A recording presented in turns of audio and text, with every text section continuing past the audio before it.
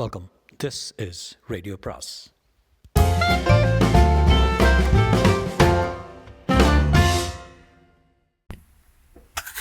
அனைவருக்கும் அன்பு வணக்கம். இந்திரா சௌந்தரராஜனின் ஒரு ஸ்ரீரங்கத்து தேவதை அத்தியாயம் 24. செல்போன் திரையில் ஸ்ரீராம் பெயர் தெரியவும் ஸ்ரீதரிடம் தர்ம சங்கடம். இவனிடம் எப்படி ஸ்வேதாவுக்கு கல்யாணம் என்பதை சொல்வது? சொன்னால் அடுத்த நொடியே இவன் சென்னைக்கு புறப்படவிடக்கூடும். அங்கே எது வேண்டுமானாலும் நடக்கலாம். இப்படி ஒரு நிலையில் என்ன சொல்வது? ஸ்ரீதர் யோசித்தபடி தற்காலிகமாக சமாளிக்க முடிவு செய்தான். ஸ்ரீராமுடன் பேச தயாரான். ஹலோ ஸ்ரீதர். ஹாய் ஸ்ரீராம். நான் தான் 1/2 மணி நேரம் கழித்து கூப்பிட்றேன்னு சொன்னேன்ல. 6 மணிக்கு மேலே ஆச்சு ஸ்ரீதர். என்ன ஸ்ரீராம் நீ? அந்த ஆள் ரொம்ப கோபமாக இருக்கான். என்னோட ஒரு ஐடியா ஒர்க் அவுட் ஆகலை. இன்னும் கொஞ்சம் டைம் கூட. ஓகே, சீக்கிரமாக கூப்பிட்டு. ஸ்வேதா கூட பேசினா மட்டும்தான் எனக்கு மனசு சமாதானம் ஆகும். கூப்பிட்றேன்ப்பா. Control yourself. டிவியில் கிரிக்கெட் மேட்ச் இருக்கு பாரு. ப்ளீஸ் ஸ்ரீதர், கிரிக்கெட்லாம் எனக்கு மனசு இப்போ போகாது. அந்த பாலால் ஸ்வேதாவோட அப்பா மண்டையை உடைக்கணும்னு தோணும். Okay okay okay, cool cool cool. நான் கூப்பிட்றேன். ஆமாம், மீரா இங்கே இருக்கா? உன் பக்கத்தில் இருக்காளா? இல்லை, நான் மொட்டை மாடியில் இருக்கேன். அவள் குழந்தைய குளிப்பாட்டின்னு இருக்கா. கல்யாணத்துக்கு முன்னாலே உங்கள் அக்காவுக்கு நல்ல ட்ரைனிங் தான்ல ஸ்ரீதர். மொக்க போடாமல் கொஞ்சம் ஸ்வேதா விஷயத்தை கவனி. Okay okay okay. கட் செய்த ஸ்ரீதர் அடுத்து மீராவை தான் அழைத்தான். அவளது ரிங்டோனில் புதிய சினிமா பாட்டான போஜனம் செய்ய வாருங்கள் பாட்டை பதிவு செய்திருக்க அது ஒலிக்க ஆரம்பித்தது. குழந்தை அவள் மடியில் பேபி பவுடரின் தூவுதலில் அரை தூக்கத்தில் இருந்தது. கச்சிதமாய் மகாவரவும் குழந்தை கைமாறி பால் குடிக்க தொடங்கியது. செல்போனுடன் மீராவும் ஒதுங்கி சென்று பேசத் தொடங்கினாள். ஒதுங்கி என்றால் வாசப்புறம். எதிரில் கோமளம் வைத்த வழி வாங்காதபடி பார்த்து கொண்டே இருந்தால். ஒரு காக்கி யூனிஃபார்மை போட்டு இந்தியா பாகிஸ்தான் எல்லையான வாகாவில் காவல் காப்பவர்களோடு இவளை கொண்டு விட வேண்டும் என்று தோன்றியது. ஒரு எதிரி உள் நுழைய முடியாது. எஸ் ஸ்ரீதா, சொல்லுப்பா. என்ன மீரா, குழந்தை குளியலா? எப்படி கண்டுபிடிச்ச? ஃபோன் வழியாக பவுடர் வாசனை கூட வருதான்னு மாடியில் இருக்க அவன் தம்பி ஸ்ரீராம் தான் சொன்னான். Something wrong? அவன் சில மணி நேரமாகவே சரியில்லையே. நீ சொல்லு, என்ன விஷயம்?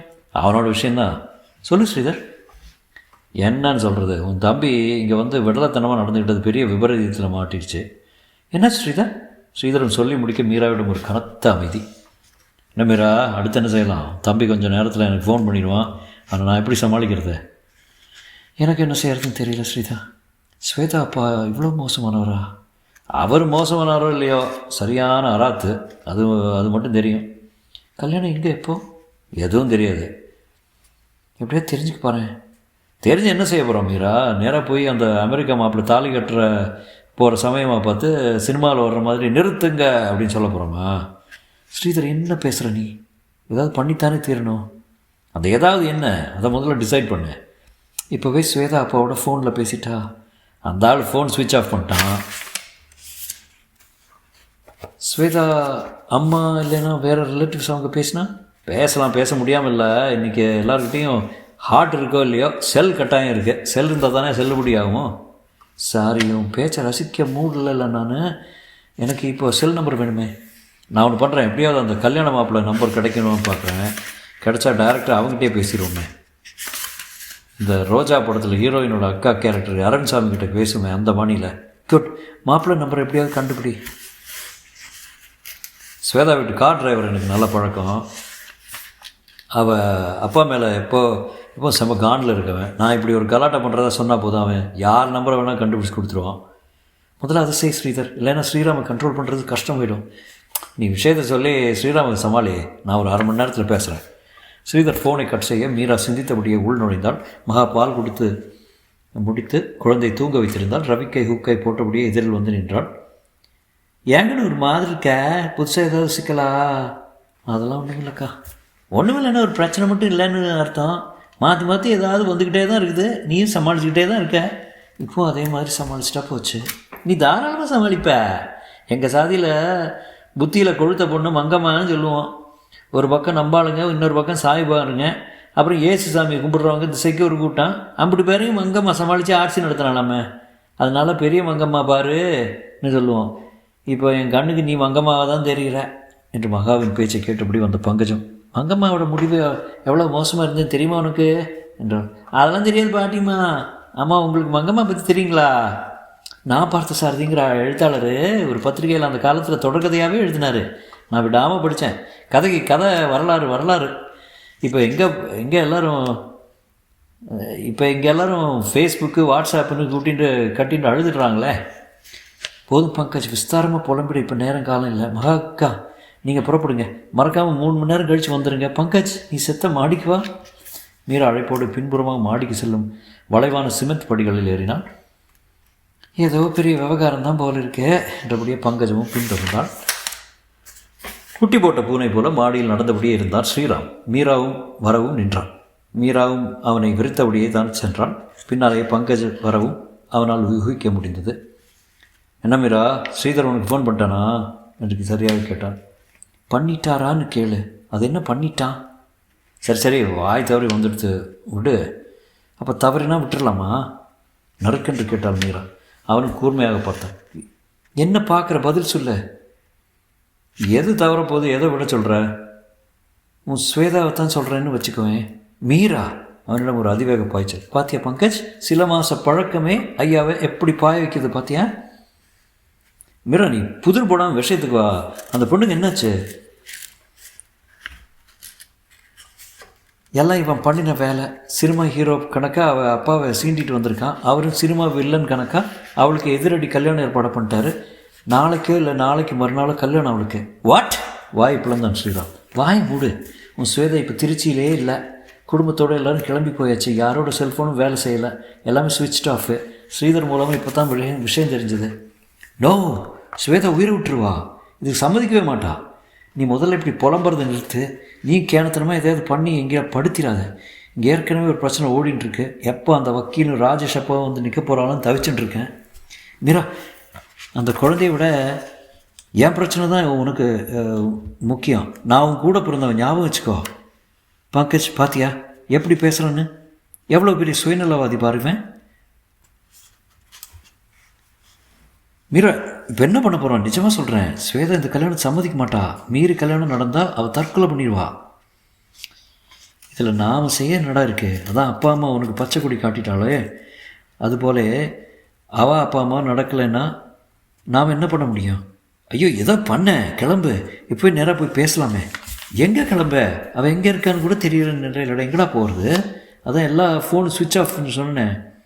நான் ஸ்வேதாவோட ஃப்ரெண்ட்ஸ்கிட்ட பேசி பார்க்கட்டுமா? வேண்டாம்டா. வேண்டாம்னா கேட்கவா போகிற?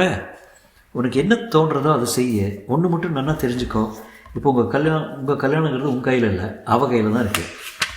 மீரா மிக அழுத்தமாக கொண்டு பாரு, அவள் கையில்னு நீ சொல்கிறது உண்மையாக இருந்தாலும் அவள் அப்பா அம்மா கையில் விஷத்தை வச்சு மிரட்டினா அவளால் என்ன செய்ய முடியும்? பங்கஜ் கேட்டான்.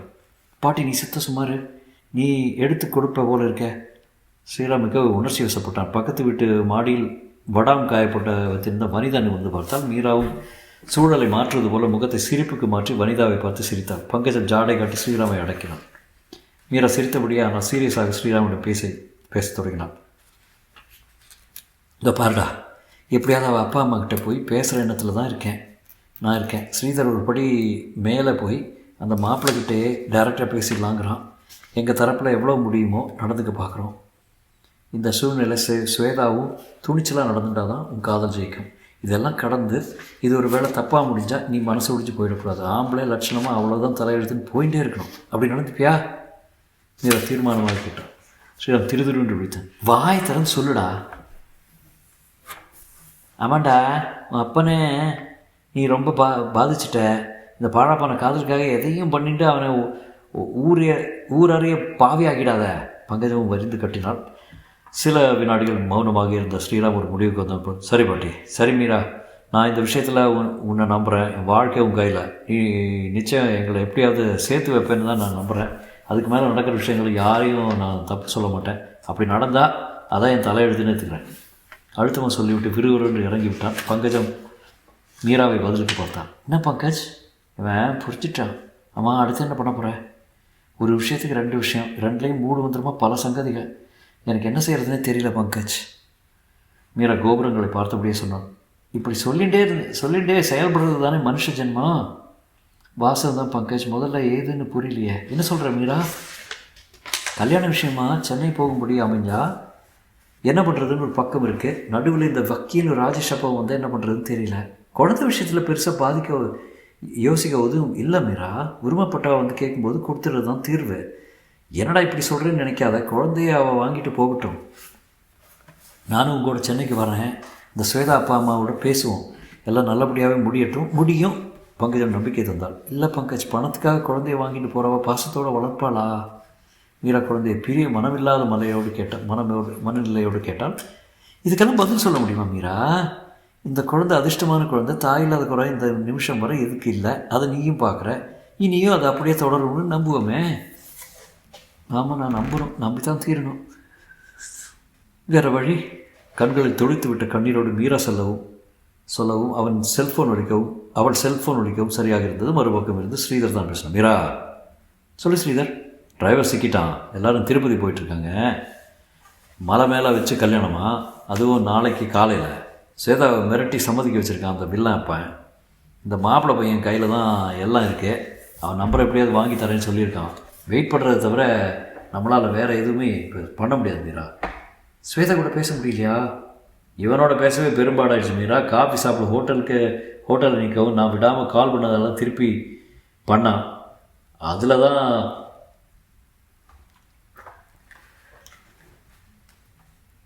இவ்வளோ விஷயமும் தெரிய வந்தது. டிரைவர் ஃபோன் மூலமாகவே ஸ்வேதா அப்பா கூட பேசினா எனக்கு என்னவோ ஒர்க் அவுட் ஆகும்னு தோணலை. அந்த ஆள் உன்னோட பேசவே மாட்டான், கட் பண்ணிடுவான். அப்புறம் டிரைவர் ஃபோனையும் பிடுங்கி வச்சுப்பான், தேவையா? ஸ்ரீதர் கேட்டதும் அர்த்தம் இருந்தது. தொடரும்.